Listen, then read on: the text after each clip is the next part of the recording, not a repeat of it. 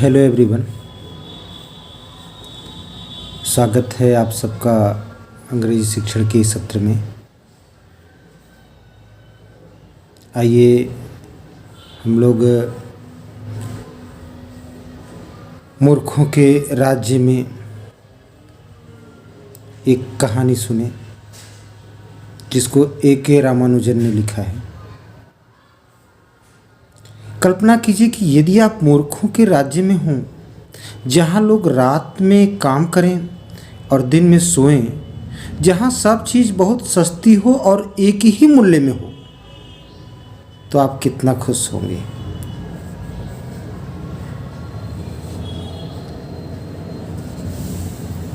मूर्खों का राज्य।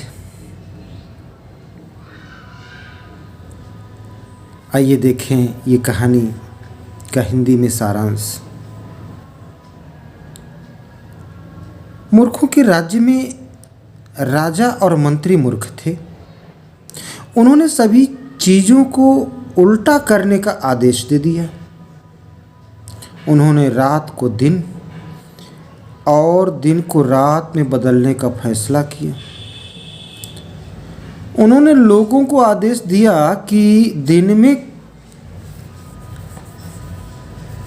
जो काम करते थे वो काम रात में करें और दिन में सोएं। कोई भी जो आदेश का पालन नहीं करेगा उसे मौत की सजा दी जाएगी। ऐसा राजा का आदेश पारित हो गया। अब लोग डर के मारे जो उन्हें आदेश किया गया वही करने लगे। यह देखकर, अपने आदेश का पालन होता हुआ देखकर राजा और मंत्री बड़े आनंदित हो गए, बहुत प्रसन्न हो गए। एक बार गुरु और एक चेला इस शहर में आए।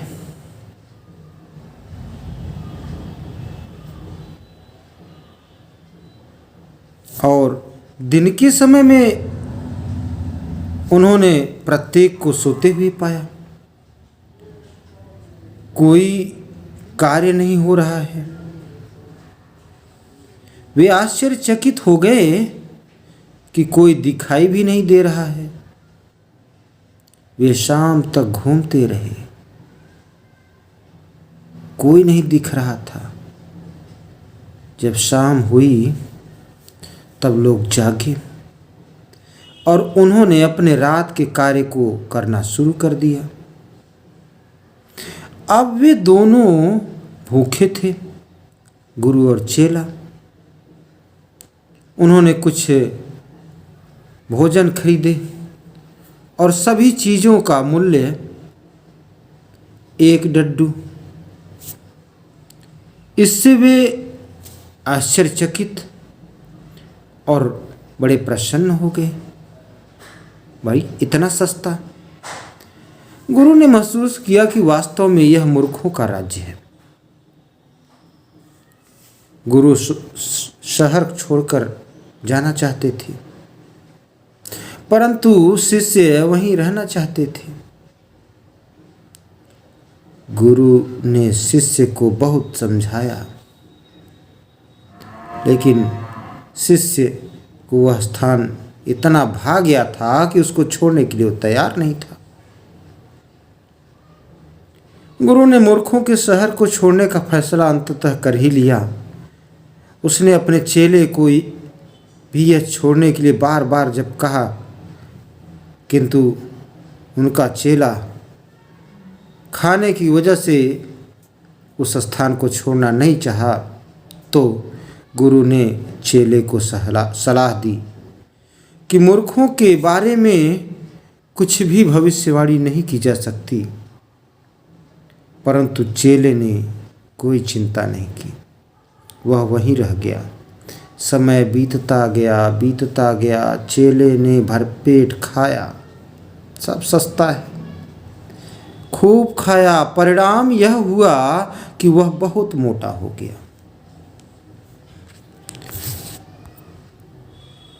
एक बार एक चोर एक अमीर आदमी के घर में सेंध लगाया।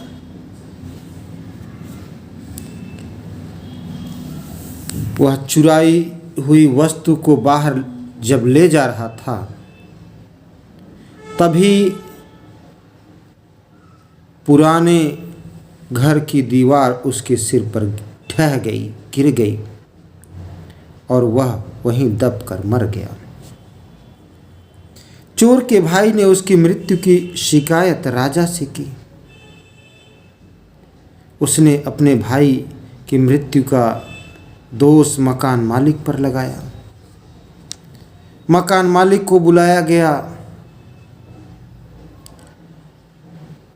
राजा ने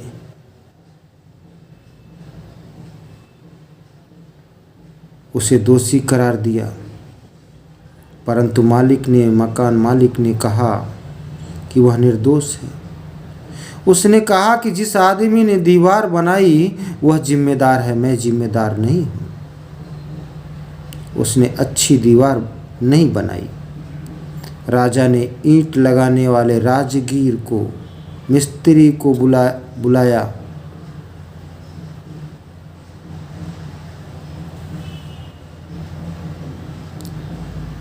राजा ईंट लगाने वाले राजगीर से पूछा कि क्या वह दीवार उसने बनाई है। वह उसे चोर को मारने का दोषी करार दिया। इससे पहले कि राजा उसकी मौत का आदेश देता, राजगीर ने अपने निर्दोष होने की वकालत की। उसने राजा को बताया कि वह दीवार बनाते समय अपने ध्यान को एकाग्र नहीं कर पाया, क्योंकि नाचने वाली एक लड़की गली में इधर उधर घूम रही थी, इसलिए इसका जिम्मेदार वही है। नाचने वाली लड़की को बुलाया गया। उसको दोषी करार दिया गया। लड़की ने कहा कि इसके लिए मैं नहीं, सुनार जिम्मेदार है, क्योंकि उसने मेरे गहने समय पर नहीं दिए और उसी गहने के लिए मुझे बार बार गली में आना जाना पड़ता था, तो सारा का सारा कसूर सुनार का है। सुनार को बुलाया गया। राजा ने अब सुनार को बुलाने का आदेश दिया तो उसको बुलाया गया। सुनार ने उत्तर दिया कि अमीर आदमी के घर में शादी थी महाराज, उसे उसके लिए गहने बनाने थे, इसलिए वह नाचने वाली लड़की का गहना बनाने का काम समय पर नहीं कर सका, जिसकी वजह से उसको बार बार आना पड़ा। राजा ने अमीर आदमी को हत्यारा घोषित किया। वह उस घर का मालिक भी था, परंतु उसने कहा कि गहनों का आदेश मैंने नहीं, मेरे पिताजी ने दिया था। राजा ने अपने मंत्री से सलाह ली। उसने फैसला किया कि मालिक को उसके पिता के स्थान पर सजा दी जाए। राजा ने मालिक के मरने के लिए एक फंदा तैयार करने को कहा, परंतु मालिक बहुत पतला था, उसे फांसी नहीं दी जा सकी। राजा इसके बारे में चिंतित था। तब उसने फांसी के योग्य आदमी को ढूंढने के लिए आदेश किया। उसको फांसी देनी चाहिए। राजा के कर्मचारी एक मोटे व्यक्ति, जिसकी गर्दन मोटी हो, जिसके गर्दन की लायक ये फंदा हो, ऐसे व्यक्ति की तलाश में निकल पड़े। ढूंढते ढूंढते चेला के पास पहुँचे जो मोटा खा पी के मोटा हो गया था। उसे फांसी के स्थान पर लाया गया पकड़ के। चेले ने अब अपने बुद्धिमान गुरु के शब्द याद किए। उसने अपने गुरु से प्रार्थना की। मन ही मन गुरु के पास भूत और भविष्य को देखने की जादुई शक्तियां थीं। उसने सभी कुछ देखा। वह एकदम अपने चेले को बचाने के लिए पहुंच गए। उसने अपने चेले को दबी आवाज में कुछ फुसफुसाया। चेला इसे समझ गया। गुरु की अपने चेले को बचाने की चाल। गुरु और चेले ने लड़ना शुरू कर दिया। गुरु पहले मरना चाहते थे, किंतु चेला कहता था कि नहीं, पहले मुझे मारो। राजा ने गुरु से पूछा कि वह क्यों मरना चाहता है। गुरु ने राजा के कान में बताया, दूर ले जाकर कान में बताया कि उनका शहर अनोखा था।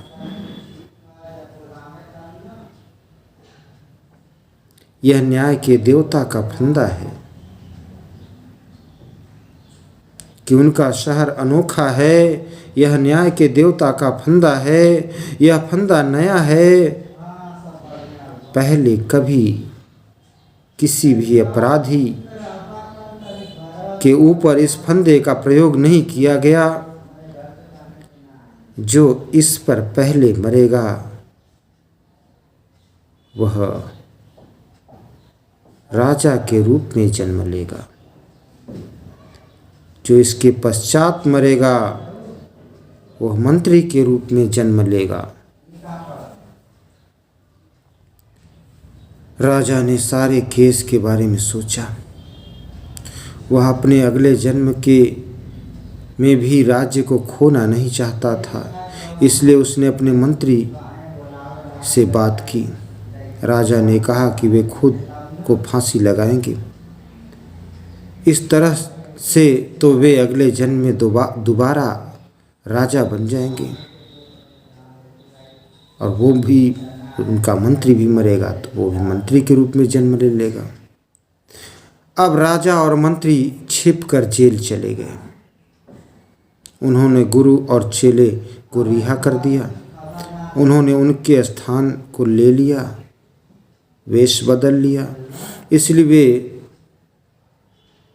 फंदे पर ले जाए गए। जैसा कि राजा ने आदेश दिया था कि उन्हें फांसी दे दी जाए, तो फांसी दे दी गई। चूँकि वेश बदल दिया गया था तो कोई पहचान नहीं पाया। राजा और मंत्री जब फांसी पर लटक गए तो उनके शव को बाद में नीचे उतारा गया चील कौओं को खिलाने के लिए। लोगों ने जब उनके कपड़े को उतारे देखे तो राजा और मंत्री, लोगों ने उनकी मृत्यु पर शोक मनाया। उन्होंने राज्य के भविष्य के बारे में बातचीत की। अचानक कुछ लोगों ने गुरु और चेले के बारे में सोचा। वे छिपकर शहर छोड़कर जा रहे थे। लोगों ने उन्हें देख लिया। उन्होंने उन्हें अपना नया राजा और मंत्री बनने की प्रार्थना की, परंतु उन्होंने शर्त लगाई। राजा ने शर्त लगाई कि वह पुराने सभी कानून को बदल देंगे। सारी शर्त को मान लिया गया और गुरु राजा, शिष्य मंत्री बन गए। प्रिय छात्रों, दोस्तों, विद्वान साथियों, ये थी कहानी मूर्खों के राज्य में।